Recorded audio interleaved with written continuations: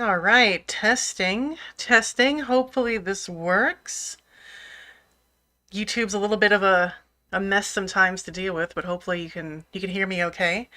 Is it weird my daughter calls Twinkle Twinkle Little Star Google? No, I think that's adorable. Hopefully you can hear me. Please let me know if you can. Received. Received is good. Fantastic. All right, let me just pop this back up a little bit. There we go. Hopefully everything sounds good and we're all set here. So hi, welcome. I wasn't really expecting many people to show up, so this is fantastic. How are you all doing? It's 26th of October, and this is Lady Goggles. Welcome to my channel. Let me go ahead and bop our music down a little bit here. Boop, boop, boop, boop. Excellent. Okay. So hi everybody, welcome. I hope you're doing well. Happy spooky season. A couple seconds delay. All right. Well, that's not too bad. As long as it's not like 30 seconds or something. I'll be honest with you, I'm used to streaming on Twitch, so YouTube's sort of a new animal for me with this. So I hope you'll bear with me as I figure this out. But how are you doing? Welcome. Thank you so much for dropping by. So hi, I'm Lady Goggles, and those of you who've seen some of my videos before will know that we've talked a lot about media literacy, and that's really my jam. And I know that sounds kind of nerdy to say, but it's something I'm very passionate about. And I have a playlist on here called the Media Literacy Guidebook, where we talk about different things such as visual literacy, semiotics and codes, how to interpret bits of language using messages and coding, things like that. So thank you for joining me today for Media Literacy Week. So let me start breaking this down here. Let me get our OBS up and our window capture up. Wonderful. So, Media Literacy Week is something that happens, during this particular week in October. And it is from NAMLE, or the National Association for Media Literacy Education. And obviously, with everything that is happening in the world, not just the current events, particularly what's going on, in the Gaza Strip with Israel and Palestine and all the unfortunate stuff happening there, but as well as just generally speaking with misinformation through social media and all of the constant mediated environment that we're in. Media literacy is now so much, now more than ever really is so desperately needed in times where you can get information from anywhere at the drop of a hat, and it can sometimes be hard to differentiate between, what's useful information, what's correct information that perhaps is a little misleading, or information that's downright, unfactual. It's just lies, right? Illumis, I hope I'm saying that right. We could all use more I 100%, yeah. And a question that's often asked is, why isn't this taught in school? And I can only speak to the American education system because that's where my background is. But I can say that there is quite a lot that we're not teaching our students. Whether it's something like as quote unquote simple as having to do our taxes, or the lack of home economic classes, etc., or something like media literacy. There is a vested interest in not teaching people how to be more critical of the media they consume, right? And we talked a little bit about this before. We talked about things such as cultivation theory, right? And if you're not sure what that is, let me know in chat and we can go over that. So unfortunately, media literacy is considered to be not as important by our current educational system as is, arithmetic, reading, writing, etc. But it is still so needed, again, as I said before, especially now because of we're surrounded by screens, we're surrounded by information, hundreds and hundreds of terabytes of information just bombarding you all the time. So it's good to have at least somewhat of an idea on how to sort of sift that information and critically think about what you consume and what you create, right? The variety of associations out there is always surprising. I know, right? Like there's a ton out there, and this is just one of them. I think Media.org is another one, and I mean, NAML is one of the ones that I use. It's what I use for my background for the videos that I make. There's a couple other ones out there. If I can remember them, I'll throw the links in chat. But really quick, I wanted to go over some of the core principles here of media literacy, and we're not, we don't have to go over everything in detail, but it's just an idea to give you a sense of where I'm coming from when I talk about this information. So let me scoot this over here. Don't know cultivation theory? Okay, perfect. We'll talk about that in just a second. So the core principles, basically, what NAML is rooting for is that media literacy is just another form of literacy. So it's adding on to, knowing how to read, knowing how to write, and then knowing how to critically analyze or be literate in, media. So again, that's creating, analyzing, consuming, etc., right? So I'll just read like the first one and you can kind of get the idea. Educating in media literacy, it sort of expands the concept of literacy to include all forms of media, social media, music, text, video games, any sort of media that you can think of, right? And it's to help you sort of develop mindful consumers and creators.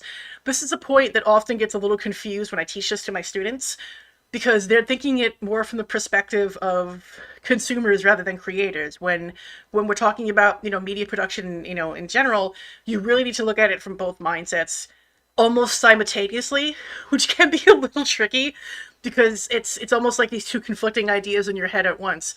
But the more you practice it, the easier the concept, becomes, right? So again, just to briefly go through all this, it tries to embolden people to say like, hey, you're a capable learner. Let's take some, from your background and your experiences and apply them to what you consume and what you create. Trying to prioritize being curious, open-minded, self-reflective. Also trying to think about, critical thinking and think about how the media influences you and how you can influence it, so on and so forth. So I'll go ahead and I'll throw this in chat if you would like more information, or if you just want to read this on your own time. So let's talk a little bit about cultivation theory, since Under TP said that they're not as familiar with the concept. So cultivation theory is basically the idea, and let me just close this off for a second, is the idea that what you see and consume helps to shape your belief in a person or a group of people, right? So let me give you an example. In American media, oftentimes we'll take people who are Black, for example, and we see them very often portrayed as violent, as angry, as gangsters or otherwise, criminal-minded, etc., right? Now, one or two depictions of people this way is fine. Anybody can be this.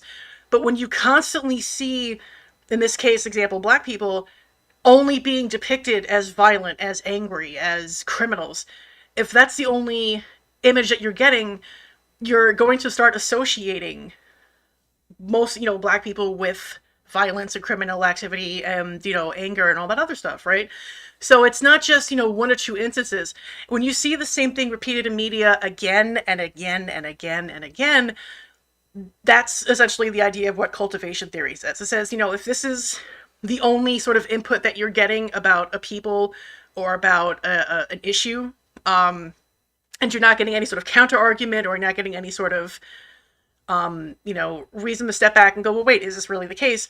You're just going to assume that this person or people are going to fit into this stereotype, or this organization, or, insert noun here, are always going to fit in that particular stereotype, right?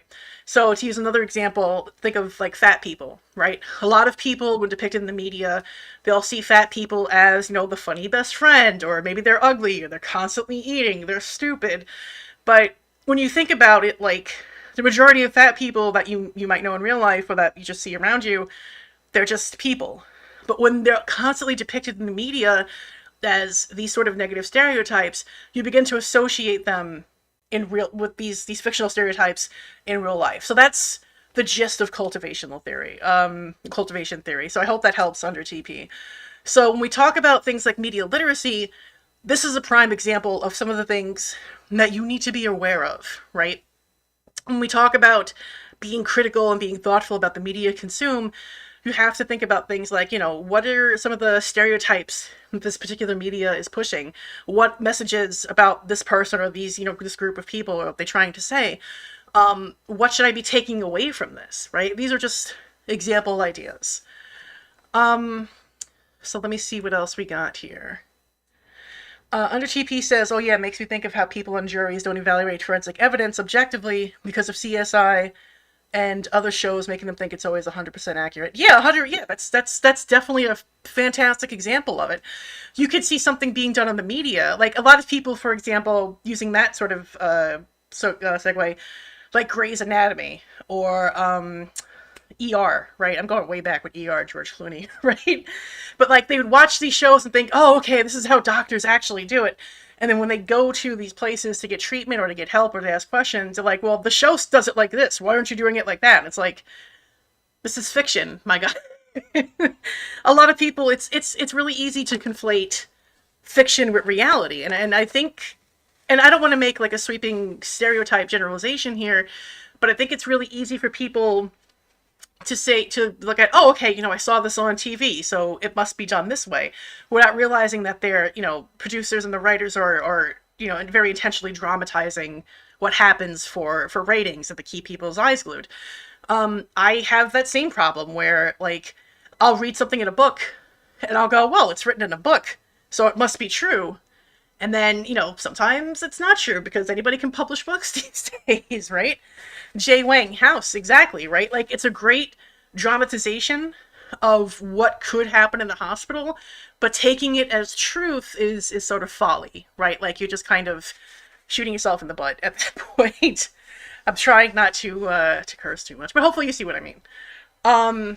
So again, this is so it's part of the reason why, again, media literacy is just so important.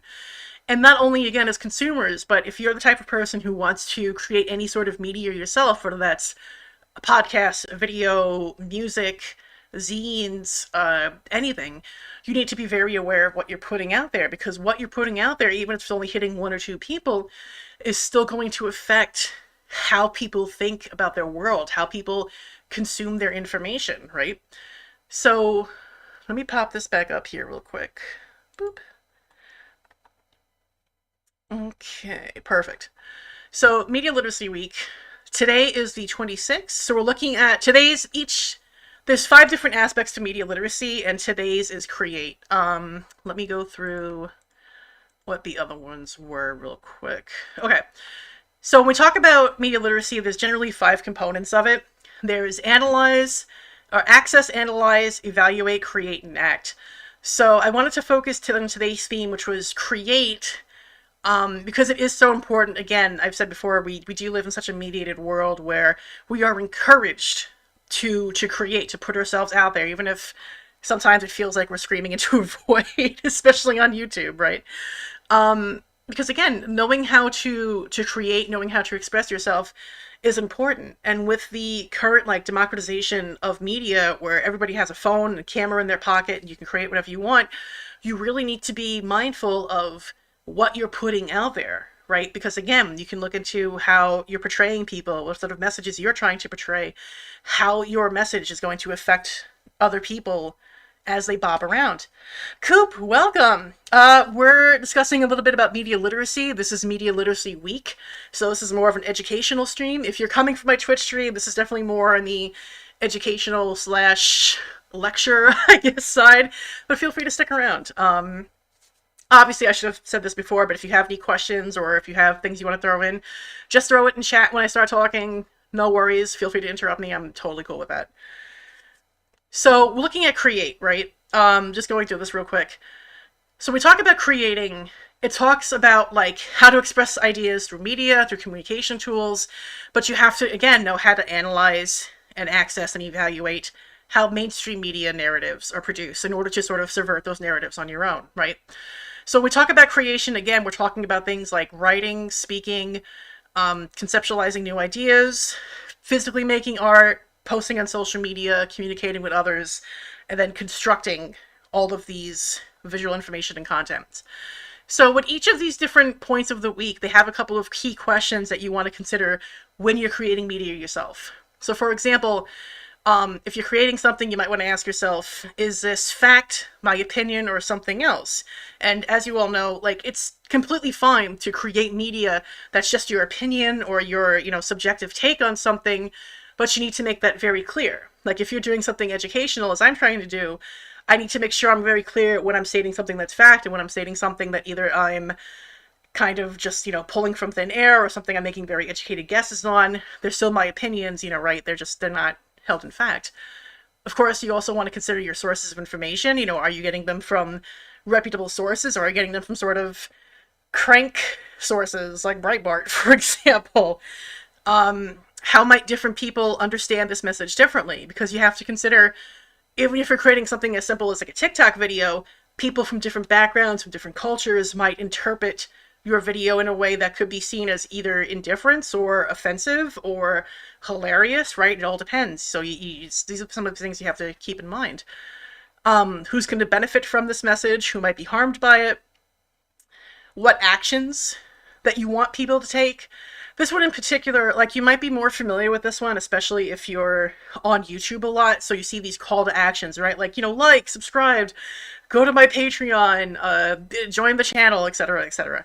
So these are calls to actions, right? So for a lot of YouTubers, this might be, the actions that you want people to do in response to your video. But it could also be like, do you want people to donate to a charity or to a cause? Do you want people to buy your merch? Do you want people to engage with other creators? What sort of actions are your creations going to sort of influence people to do?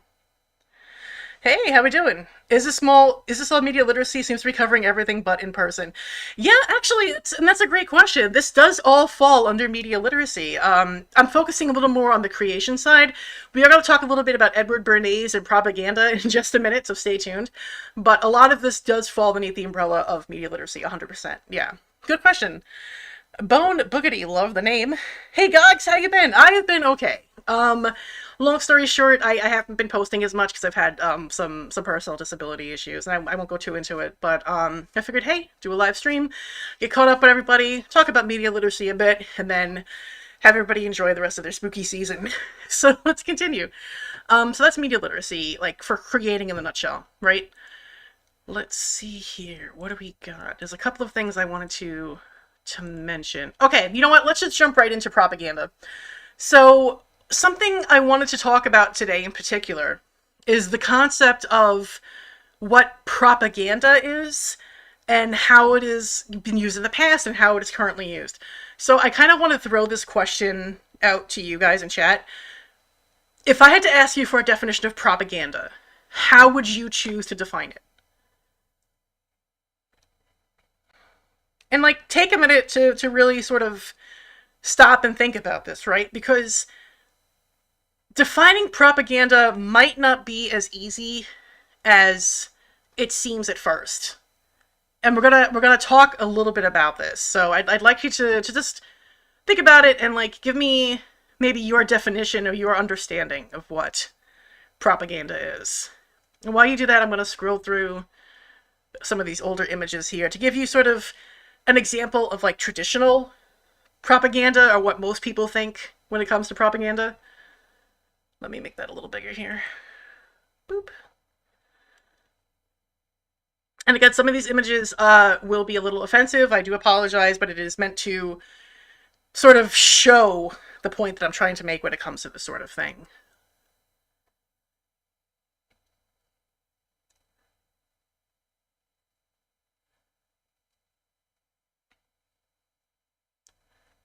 And it should go without saying that, obviously, America is just as culpable for propaganda as any other country is. And I say this as an American, so, it's interesting to see some people who they'll say, like, oh, America doesn't do propaganda. It's like, not quite.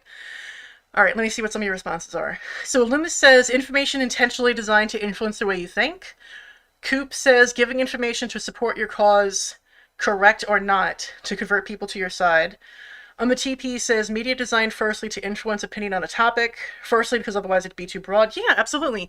So these are all, like, really great ways of defining propaganda, right? Because again, it's a little different for everybody depending on your background, your point of view, your political affiliation, your leanings, etc. But these are all more or less, like, kind of on the same mark. So I'd say, like, you've all, like, kind of got the gist. But let's really talk about what propaganda is. And to understand what propaganda is, we first have to talk about Edward Bernays. Has anybody heard that name before? Edward Bernays? He's considered to be the father of public relations. And before I get into that, I do want to say that there is a slight difference between public relations, advertising, and propaganda, but they're very, very tied in close to each other. So if we talk about public relations and propaganda in this mention, know that I'm kind of leaning more towards the propaganda lens than I am towards public relations, but they are very, very closely entwined. Under TP says, even the definition makes me think that things like teeth brushing PSAs are propaganda. Under TP, you nailed it. You nailed it directly on the head. Technically speaking, what I am doing right now for you guys is propaganda. I'm trying to educate you, to not just give you some facts, but also to share my own opinions with you. And I'm trying to do so in a way that is hopefully, affecting, or will make you think, or make you reinterpret how you, approach media, whether it's through creations or analyzing. So this could be a form of propaganda. Public service announcements, 100% forms of propaganda. And there's different types of propaganda too. There's black, white, and gray, which we'll talk about in just a moment. But yeah, like I said, you're 100% on the mark. That is definitely propaganda. But let's talk a little bit about Edward Bernays. So Edward Bernays was a theorist, and he's, like I said, considered to be the father of public relations. His uncle was actually Sigmund Freud, and he was very influenced by Freud's psychotherapy and psychoanalysis, and trying to figure out how that could be applied to public relations and to advertising. So let me see if I can find... I'll give you a famous example of his, The Torches of Freedom. If you haven't already heard of this is going to absolutely blow your mind. So back in the 1910s, 1920s, it was considered, women were still sort of, were in suffragette phase. They were still sort of fighting in America for the rights to vote, the right to have more autonomy. And he wanted to also, sell more cigarettes, basically. He was sort of commissioned to go ahead and, he was hired by the American Tobacco Company to encourage women to start smoking. So it wasn't publicly acceptable at the time for women to smoke. And he wound up staging this entire dramatic display and parade of women. He paid off models, he paid off women, he paid off some suffragettes, etc., to smoke in this giant parade under the auspices of being part of the Easter Day parade. And it was considered to be called Torches of Freedom, because he told the press at the time to expect that suffragettes would light up these quote-unquote torches of freedom during the parade. As if to show, hey, I'm equal to a man. I could smoke and get cancer just as much as a man can. So let me see if I can actually find... One second. I want to see if I can find any archival footage of this, because this was absolutely nuts. And Bernays just did this, using some of the techniques that he picked up from his uncle, right? Do I have any archival footage I can show you? Let me see. Do you think I'd be more prepared? Okay, so this is going to be an excerpt from Adam Curtis's Century of the Self, which is a wonderful multi-part series on YouTube. If you haven't heard of it or watched it, I highly recommend it. But let me pop this up on here real quick. And, under GPU, 100%. 100%. But here, let me see if I can play a little of this for you. With millions clustered together in the cities, Bernays was determined to find a way to manage and alter the way these new crowds thought and felt. To do this, he turned to the writings of his uncle Sigmund. While in Paris, Bernays had sent his uncle a gift of some Havana cigars. In return, Freud had sent him a copy of his General Introduction to Psychoanalysis. Bernays read it, and the picture of hidden irrational forces inside human beings fascinated him. He wondered whether he might make money by manipulating the unconscious. Bernays set out to experiment with the minds of the popular classes. His most dramatic experiment was to persuade women to smoke. At that time, there was a taboo against women smoking, and one of his early clients, George Hill, the president of the American Tobacco Corporation, asked Bernays to find a way of breaking it. A. Brill was one of the first psychoanalysts in America, and for a large fee, he told Bernays that cigarettes were a symbol of the penis, and of male sexual power. He told Bernays that if he could find a way to connect cigarettes with the idea of challenging male power, then women would smoke, because then they would have their own penises. Every year, New York held an Easter Day parade to which thousands came, and Bernays decided to stage an event there. He persuaded a group of rich debutantes to hide cigarettes under their clothes. Then they should join the parade, and at a given signal from him, they were to light up the cigarettes dramatically. Bernays then informed the press that he had heard that a group of suffragettes were preparing to protest by lighting up what they called torches of freedom. He knew this would be an outcry, and he knew that all of the photographers would be there to capture this moment. And so he was ready with a phrase, which was torches of freedom. And so here you have a symbol, women, young women, debutantes, smoking a cigarette in public with a phrase that means anybody who believes in this kind of equality pretty much has to support them in the ensuing debate about this, because torches of freedom. I mean, what's on all American coins? It's liberty. She's holding up the torch, you see? And so all of this is there together. There's emotion, there's memory, there's a rational phrase, even though it's using a lot of emotional elements. It's a phrase that works in a rational sense. All of this is together. So we can see from there, like, we've got a whole bunch of different things going on. So first, like I said, he talked to some debutantes, he hired models, he brought a whole bunch of women in, and then said to the press, these suffragettes are going to come march in our Easter Day parade, and they're going to be holding these torches of freedom, aka the cigarettes, right? Putting aside Freud's psychoanalysis about smoking penises for just a second, this is also going back to what that gentleman was just saying.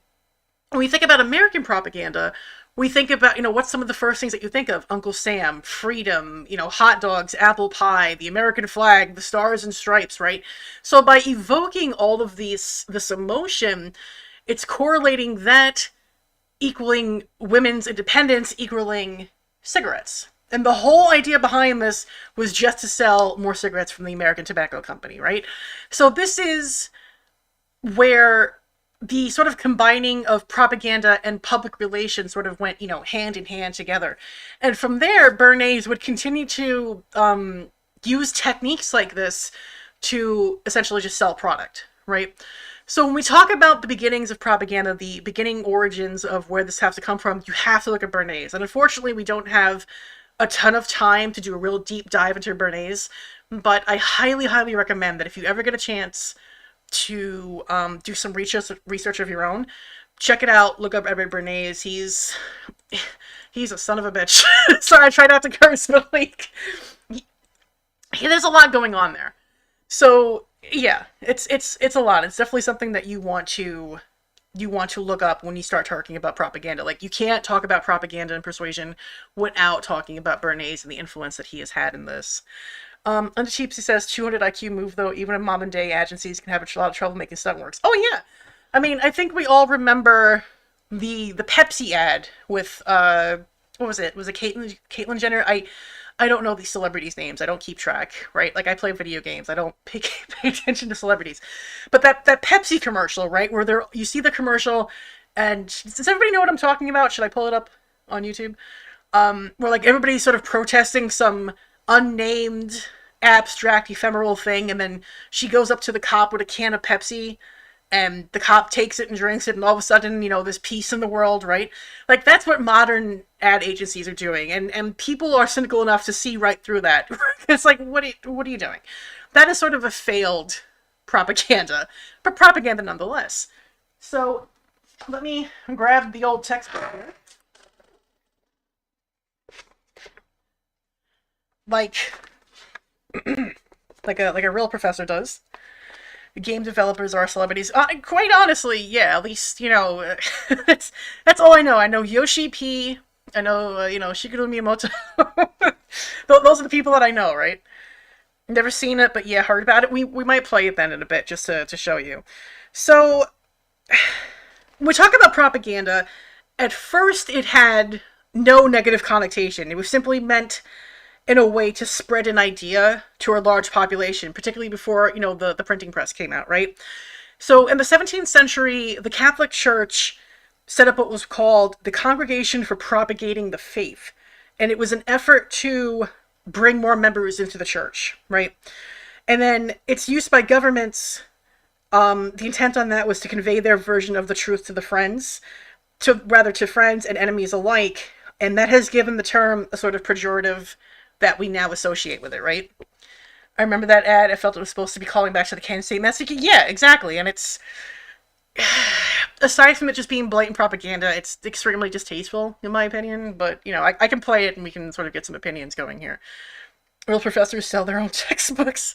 Let me tell you, I've really brief tangent, but I've taught at colleges for a couple of years now. And, I never try to make my students buy textbooks if they have to, if they don't have to. If they do, I try to get the cheapest version available, because it's horrendous, the markups that these students have to go through. But that's a rant for another day. Let's get back to this. So the idea here is that persuasion is more often seen as the quote-unquote gentle art of convincing somebody that your position is correct through the use of facts, while propaganda is more of depending on what type it is, sort of gently duping somebody, or kind of more forcefully persuading them in a way, right? And again, this is a whole bunch of different things going on. Could you say that church thing again? You missed the name. Oh shoot. It was the Congregation for Propagating the Faith. Again, if I have to also say that I'm from New York, and I do speak a little fast sometimes, because especially about some subjects like this that I know a lot about, or I can talk a lot about. So if I need to slow down, just please let me know. You won't offend me. All right. So we often think about propaganda. It's more often seen as something that's negative, right? Like you're forcefully trying to persuade somebody, or to force somebody to think in a certain way. And that is true, because a lot of people do associate it with, for example, the Third Reich and Hitler, Stalin, etc., right? But critics of this have turned around to say that it also can include a lot of persuasion techniques used by large corporations or by governments in order to either quell or quote-unquote educate a sort of unsuspecting public, right? So one way of interpreting it is from a professor at University of Leeds, Nicholas Pernay, who says that, quote, propaganda is what practical people are paid to do in practical ways to achieve practical objectives, that is, to make people do something that they would not otherwise have done. So it's a way to convince people to think or act a certain way that they may not have done on their own, but they've done through perhaps pressure, through government, or through societal pressure, right? Let me see. I'm just going through my notes. So it's when we talk about propaganda, it's important to recognize just what type of propaganda that we're talking about. So let me see if I can go back to my images here. So let me pop this back up. So when we see something like, for example, any of these here, we could go through this and go, okay, yeah, that's definite propaganda, right? We've got this awful racist thing about dangerous black men, right? Or something like this where, that's that you can sort of see for yourself. Go ahead, please take day off, World War II propaganda. So if you try to convince him practically it's not propaganda, that is a great question, because according to some people, it still is, and other people say, well, that's more persuasion. So you see where it gets a little confusing to try to fully define it. There's a lot of different definitions on how you can interpret propaganda.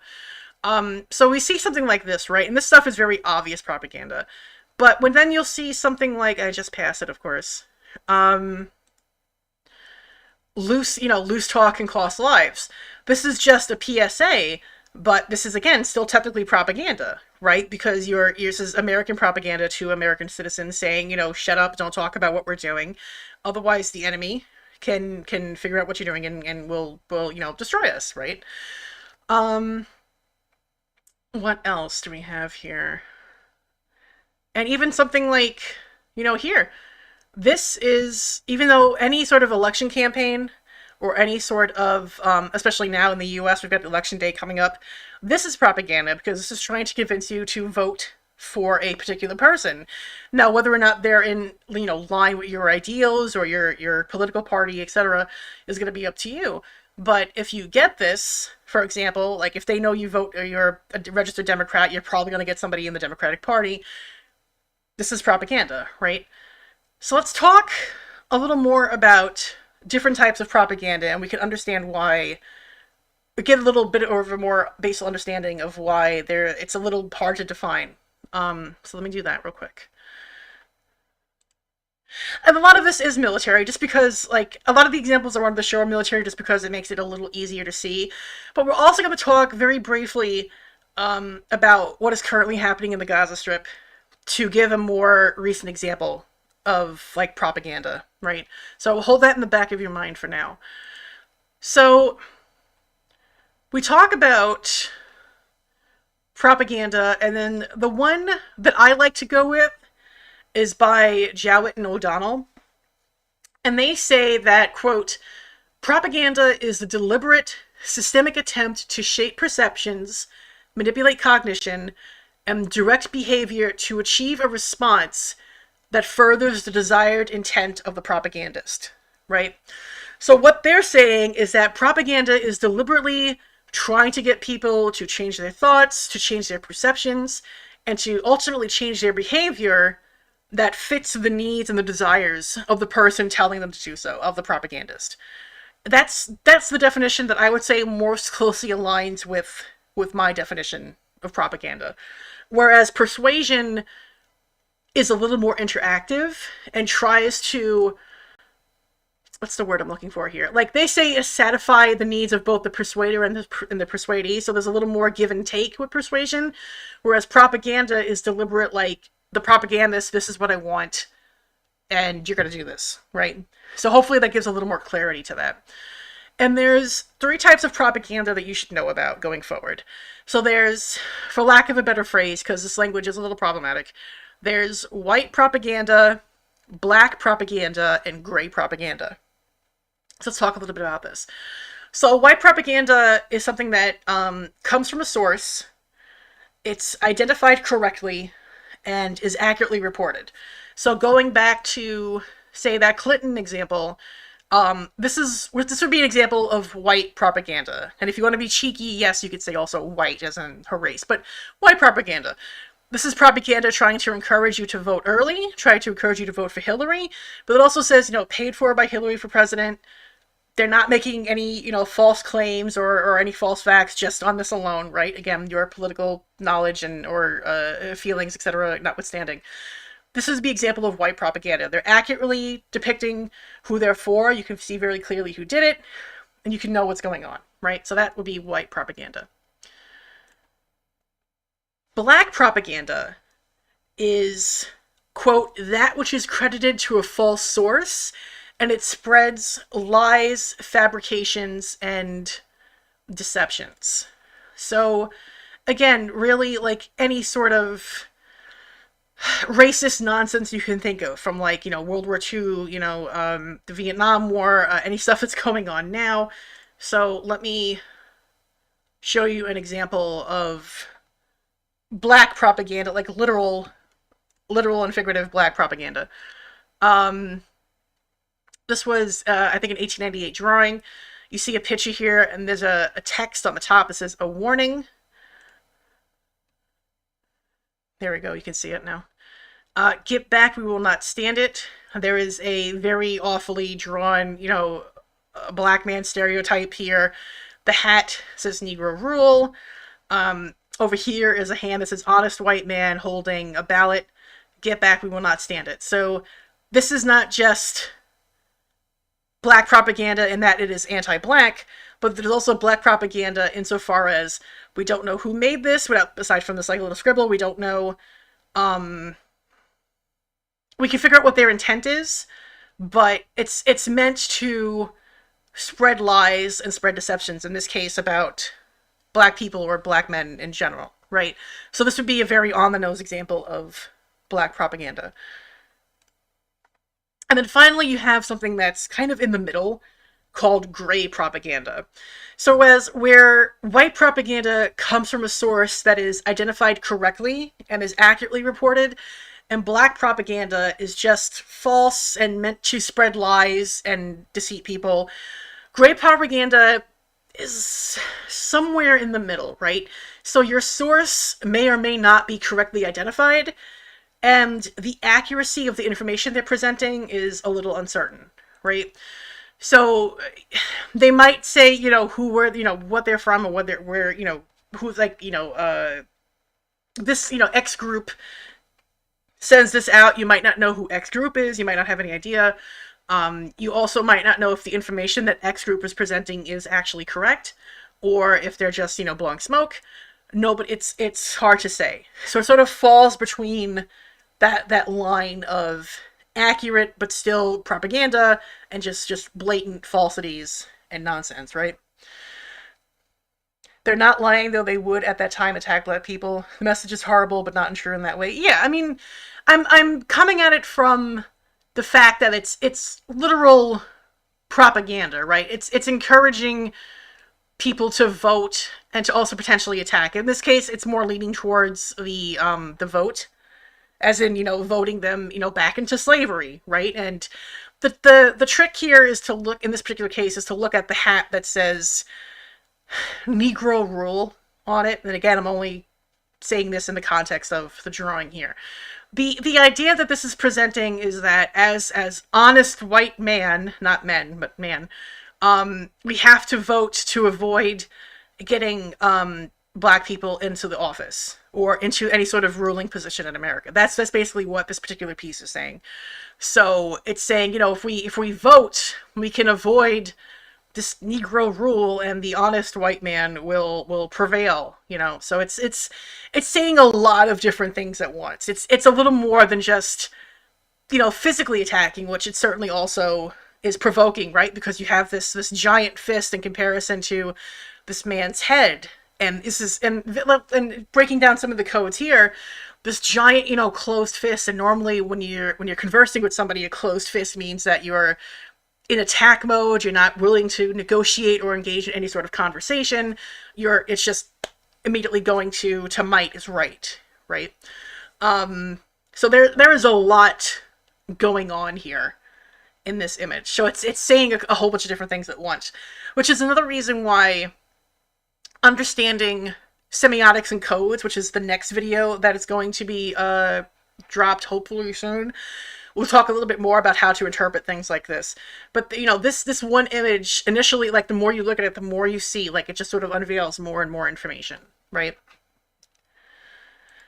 Black propaganda sounds more like what happened here in Australia or Austria, where a party produced how to vote material in Chinese that told people the correct way to vote was to vote for their party. Yeah, exactly. That's again, you nailed it. You nailed it. That would be an example of black propaganda, because it's obviously it's false, right? Like, there's no correct way to vote. You vote the way you want to vote. So yeah, I would definitely say that would qualify, right?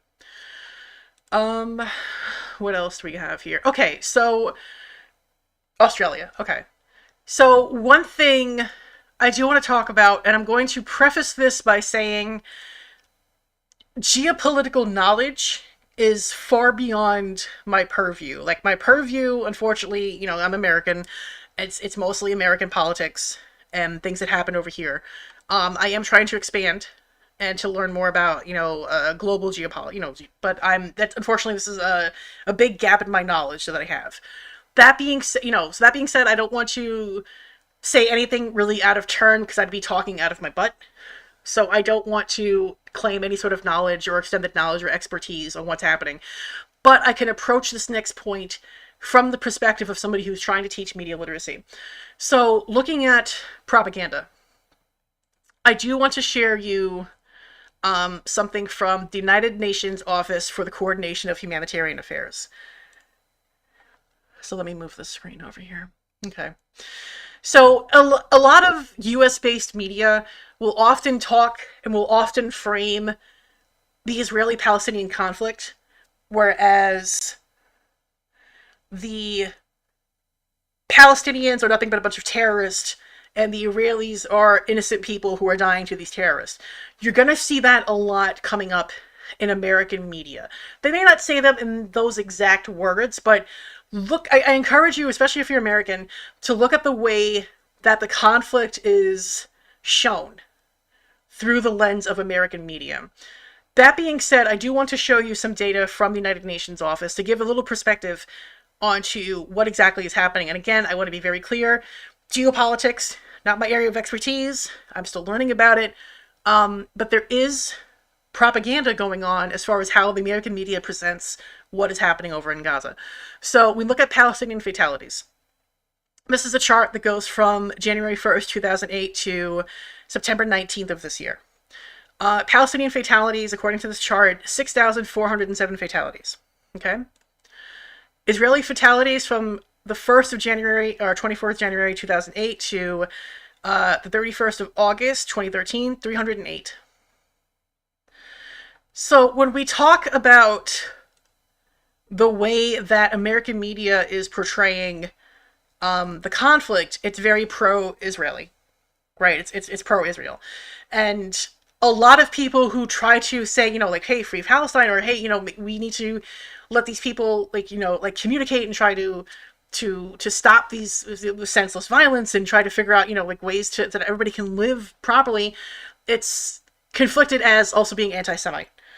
And you can criticize the state of Israel without being anti-Semitic. Those are two separate things. But when you look at the way that the media portrays what is going on in American media, again, I can't speak for other countries, you'll see that Palestinians are often labeled as terrorists, are often labeled as dissidents, are often labeled very negatively, while people in Israel, or the fighters in Israel, often labeled as heroes and as, you know, people who are being besieged. So it is important to keep into context what is going on and how the media presents stories, right? This article from The Guardian here, and I know, you know, The Guardian, it's troublesome on its own, and this is an opinion piece, but it's important to kind of give a little perspective here. Where is what I'm looking for here? Okay, so like, again, and to be clear, I'm not advocating for Hamas, so let's get that out of the way real quick. Again, I'm not doing that. But from this piece in The Guardian here, 7th October, the National Security Council spokesperson, Adrienne Watson, stated that the U.S., quote, unequivocally condemns the unprovoked attacks by Hamas terrorists against Israeli citizens. And, you know, the word, and as the article says, Watson's use of the word unprovoked is doing a lot of work. And again, I do not agree with Hamas, but there has to be some line in my, and again, this is where I put opinion in, between, you know, the Palestinians having their own land, the Israeli, you know, having their own land, and then being able to, you know, peacefully coexist. And when we see the amount of deaths and injuries from the Palestinians in comparison to the Israelites, you know, like there's a big difference. There is something going on here. So this is kind of where I wanted to talk about propaganda today, because the way, again, and I keep stressing this point, the way that American media portrays the conflict that is happening on the Gaza Strip right now is very, very pro-Israeli, is damning the Palestinians, and is not giving a fuller picture of what is going on. That is media propaganda. That is mainstream media propaganda that you're going to see constantly for however long this conflict goes on. Same here, almost everything is reported from the Israeli perspective only. I've said that so many times, and I've been shouted down for it, but it's what it is. And again, I'm again, to be crystal clear, I am not advocating for one side or another. I believe that the Palestinians have, you know, right to their own land and their own security and peace as much as people in Israel do, right? Like, I'm not, there needs to be something there. But again, when we talk about media, in the context of media literacy and how the media is portraying what is going on, and if you're getting all of your information just from mainstream media sites, right? Or you're not getting, or like say, even CNN, NBC, etc., you're going to get predominantly pro-Israeli information and conflict. Links at UN site? Yeah, absolutely. I will put that in chat. Give me 2 seconds, please. Here we go. And again, going back to injuries, right? So Palestinian industry, I can't talk. Palestinian injuries, 152,560. Israeli injuries, 6,307. So, like, again, these are still horrific numbers, even the small ones, right? Like, 300 people die. These numbers are horrific. It's truly terrifying, and none of this should be happening. But when we're looking at the data itself, right, there is clearly something going on here. There's clearly a lot of skewed data that this media is just not sharing with you. So I guess that's one of the reasons why I wanted to talk a little bit about propaganda today, is because, the U.S. very, very much still involved in propaganda. And I mean, especially like this quote here, which still just makes me sick to my stomach. I have ordered a complete siege on the Gaza Strip. There will be no electricity, no food, no fuel. Everything is closed. We are fighting human animals, and we are acting accordingly, said Israel's defense minister. I'm going to mispronounce this. I apologize. Yoav Gallant. And he said, like, human animals. Like, human animals. That is dehumanizing language that Hitler and the Third Reich used towards Jews. So it's this awful just circle of propaganda and trying to persuade people to see and to think and to act a certain way. You don't call people an animal. You don't call a group of people an animal or animals unless you want to dehumanize them, which means that people will then get angry and get fear them and then try to eradicate them. That's just how language in this case works. We've seen it during the Holocaust. We've seen it, World War II, and we're seeing it again now. So, again, all of this is to say, again, with my limited geopolitics, all of this is to say is that you need to keep an eye on how the media presents information to you. So it is so important to, cross-reference your news sources. Like, don't just look at stuff like CNN and NBC, MSNBC, Fox. If you watch that, which you shouldn't, statistically speaking, you're going to get very few true information on Fox, and I wish I had that article in front of me. I could share that with you. It's actually, there was a study that showed that you learn less, like, negative if you watch Fox News as opposed to anything else. But, like, look for alternative sources, places like Democracy Now! Democracy Now! In particular is a fantastic source of information. PBS NewsHour, right? Maybe a little droll, but does give information, right? So just try to get out there, consume different media, and then cross-reference it and try to come to your own conclusions, right? Like, what is the media trying to say? What is the media, what is the message that this media is trying to send to you, right? Like, what are they trying to make you think? What are they trying to get you to think about? Like, who are they leaving out of this message? What are they trying to impact, right? Not a good situation, but very good for bringing current events to the classroom. Thank you. Yeah, and I mean, the situation itself, again, it's terrible. It's terrible. It's heartbreaking. It's quite frankly horrific. But it is, for better or for worse, a good example on how media is portrayed and how news and current events is portrayed in at least the mainstream media, right? So, hopefully you got something interesting out of this. You learned a little something. This is sort of the whole point of what I like to do with my videos, right? Like, hopefully it's presented in a way that at least got you a little interested, that got you to learn a little something. Media literacy is something that I couldn't tell you. It just hits my brain chemical. It gives me the happy chemicals, right? Like, it just, talking about it makes me really happy. And then, talking about how media can affect people and how we can use it to shape the world for better, ideally, or for worse. It's just so fascinating to me. So I love just talking about this sort of stuff and making the videos that I've made in the past. So, like I said, hopefully you've gotten a little something out of this. You learned a little bit today, and yeah, just that's really about it for me. I'm happy to take any questions or thoughts that you might have.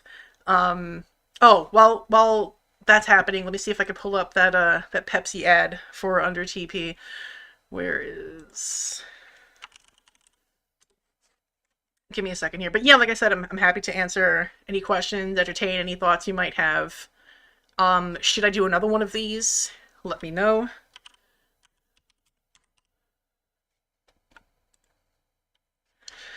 TP says the problem is just the investment needed, both in terms of having the time to read it all and the capital for news sources to send reporters to various places. And that's an excellent point.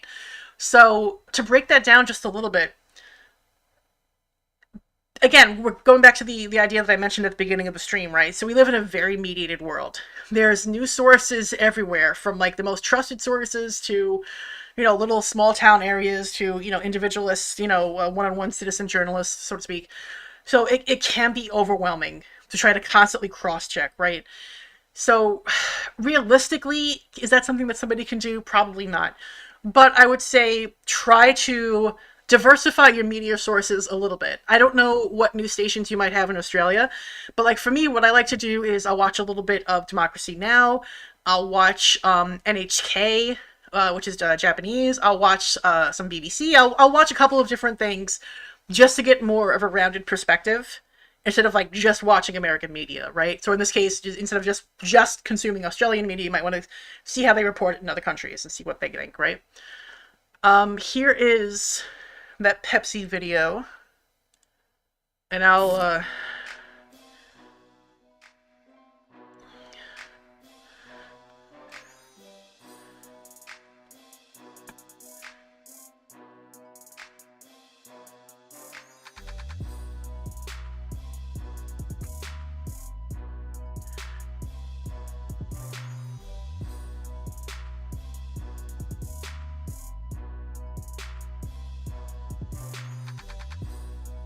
Hi Troy, how you doing?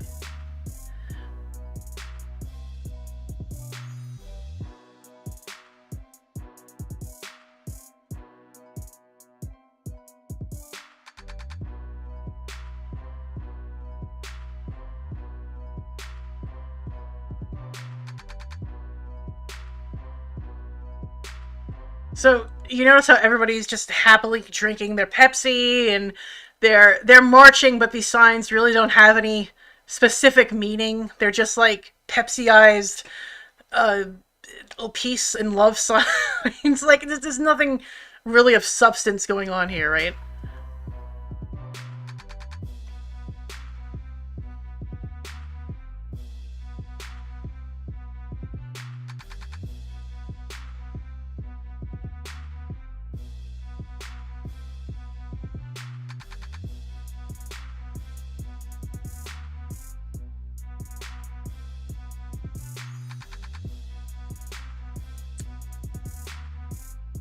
Also, fun fact, did you notice how they have the same sort of shade of blue on a lot of the signs and on this dude's cello case and sort of all around, right? Like, you ever notice that? And on a related note, did you know that Coca-Cola actually trademarked that shade of red? That it's Coca-Cola Red. So like you aren't supposed to use it in like any sort of commercial endeavors. Just throwing that out there.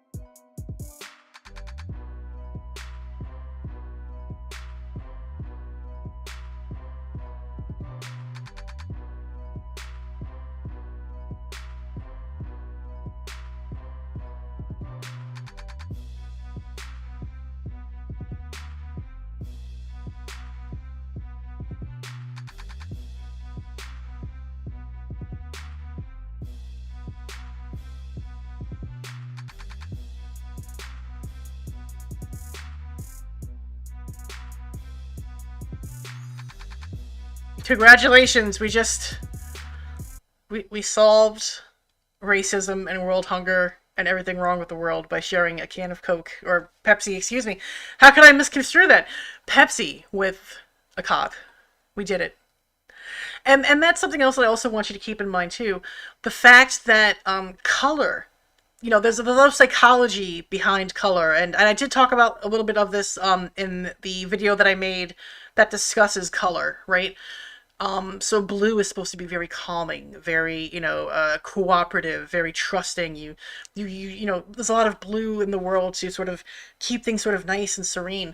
So when Pepsi uses this color blue to not just, to have that particular color shade of blue associated with their product, but to also encourage this thing of community and cooperation and, working together with the cops, ACAB. It's very, it does hit you on a level that's psychological, right? Same thing with the color red. The color red is meant to sort of entice you and speed things up and to kind of rev up your emotions a bit. It's a dangerous color, right? It's the color that's the shortest on the visual spectrum, so it's the most, it's one of the easiest colors to see. That's what, Coke does that. So it's color and its use of different shades and its use depending on the messages that you're consuming can really affect how you're interpreting a message. Like there's a whole industry in public relations and advertising alone that will just discuss that just focuses on color and how to manipulate people with color. Like it's from an educational perspective, it's fascinating. From a moral perspective, it's not great, to put it mildly. Under TP says, we have one BBC-like government news source and a duopoly between Murdoch and another corporation. Yeah. Rupert Murdoch is a menace in a whole other way, in a sort of related way, because he owns so much of the media. And that's something that I discussed in my media consolidation video. When you have, it used to be the top 15 or the top 10 media companies, and now it's condensed down to, I think, the top, the 5 or 6. When you have 5 or 6 corporations controlling what the entire world sees in one way or another, how are you going to get different ideas and perspectives and thoughts and opinions when everybody is just feeding you sort of the same thing over and over again? And I know that sounds a little conspiracy theorist, but really, truly, I want you to think about how media consolidation does affect how information is presented, right? I can go into a whole thing about what's called the Telecom Act of '96 here in America. There was an act that was passed, the Telecommunications Act.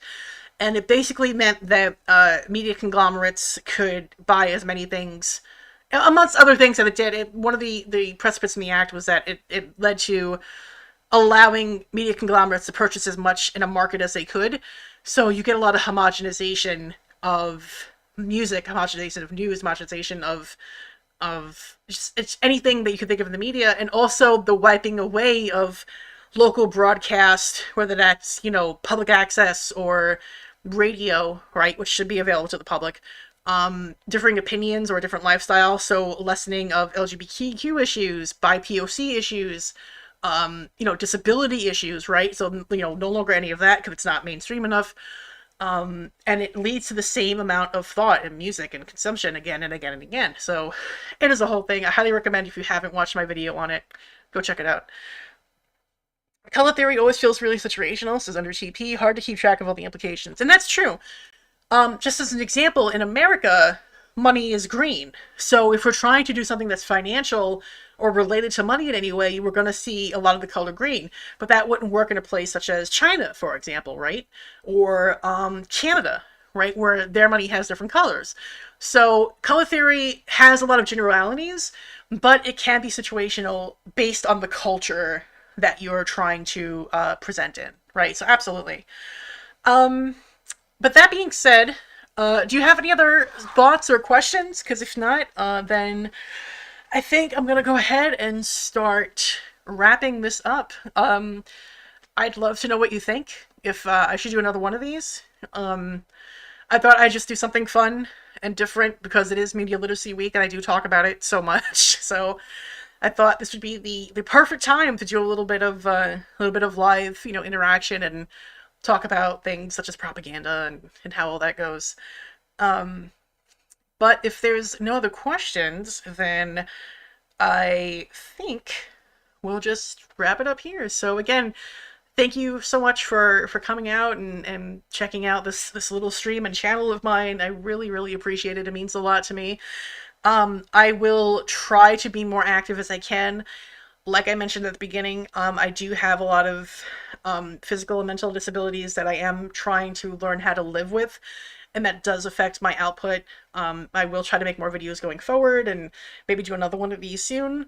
We'll see how that goes. Please bear with me, and I appreciate your patience. Thank you, Loomis. I really appreciate that. Thank you so much. And that said, I'm just gonna get on out of here so I can get some rest and then make some dinner. Again, once again, just thank you so much for coming by. I hope you got some information that you could use and apply to your life. Look up media, enjoy media literacy. It's such a good skill to have. And again, if you want a backbone for more information, just check out all the videos that I got here. Have a wonderful evening, and hopefully we'll see each other again real soon.